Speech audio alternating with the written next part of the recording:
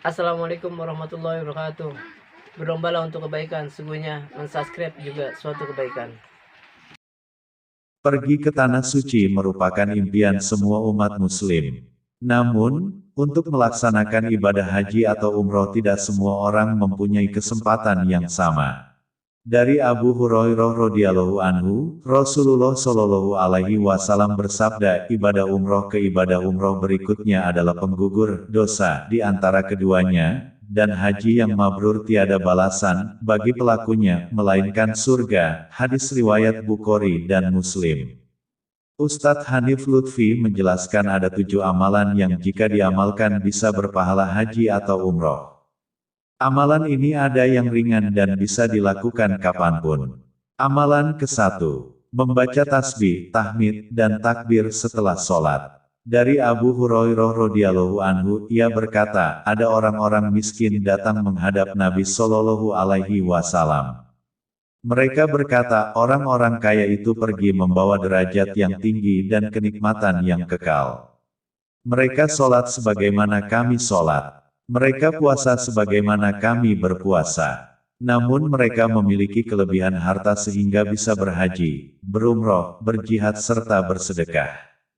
Nabi Muhammad lantas berkata, maukah kalian aku ajarkan suatu amalan, yang dengan amalan tersebut kalian akan mengejar orang yang mendahului kalian, dan dengannya dapat terdepan dari orang yang setelah kalian.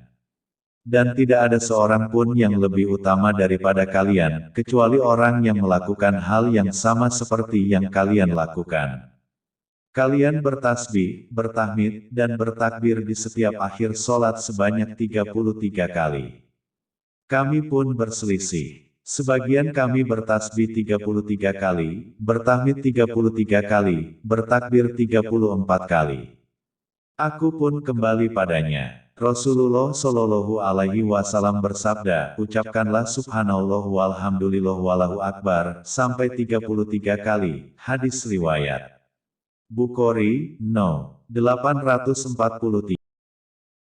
Amalan kedua, berbakti kepada orang tua. Dari Anas bin Malik radhiyallahu anhu, ia berkata, ada seseorang yang mendatangi Rasulullah shallallahu alaihi wasallam dan ia sangat ingin pergi berjihad namun tidak mampu. Rasulullah bertanya, apakah salah satu dari kedua orang tuanya masih hidup? Ia menjawab ibunya masih hidup.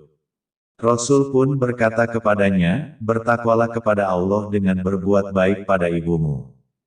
Jika engkau berbuat baik padanya, maka statusnya adalah seperti berhaji, berumroh, dan berjihad. Hadis riwayat At-Tabrani dalam Al-Mujam Al-Awsat 5, 234 per 4463 dan Al-Baihaqi dalam Syu'ab Al-Iman 6, 179 per 7835.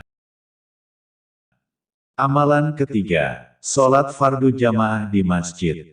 Dari Abu Umamah radhiyallahu anhu, Nabi Muhammad shallallahu alaihi wasallam bersabda, siapa yang berjalan menuju sholat wajib berjamaah, maka ia seperti berhaji.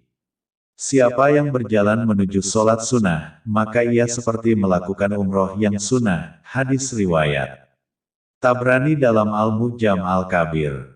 Dalam hadits lain, dari Abu Umamah radhiyallahu anhu, Rasulullah shallallahu alaihi wasallam bersabda, barang siapa keluar dari rumahnya dalam keadaan bersuci menuju sholat wajib, maka pahalanya seperti pahala orang yang berhaji. Barang siapa keluar untuk sholat sunnah duha, yang dia tidak melakukannya kecuali karena itu, maka pahalanya seperti pahala orang yang berumroh. Dan, melakukan sholat setelah sholat lainnya, tidak melakukan perkara sia-sia antara keduanya, maka pahalanya ditulis di Iliyin, kitab catatan amal orang-orang solih. Hadis riwayat Abu Daud Ahmad. Amalan keempat, melakukan sholat duha atau isyraq. Sholat 2 rakaat di waktu awal hari, dimulai dengan sholat subuh berjamaah di masjid, tidak pulang ke rumah melainkan duduk berzikir, sampai matahari benar-benar terbit, maka pahalanya setara haji dan umroh. Dijelaskan dari hadits dari Abu Umamah radhiyallahu anhu, Rasulullah shallallahu alaihi wasallam bersabda, barang siapa yang mengerjakan sholat subuh dengan berjamaah di masjid, lalu dia tetap berdiam di masjid sampai melaksanakan sholat sunnah duha, maka ia seperti mendapat pahala orang yang berhaji atau berumroh secara sempurna. Hadis riwayat Tabrani.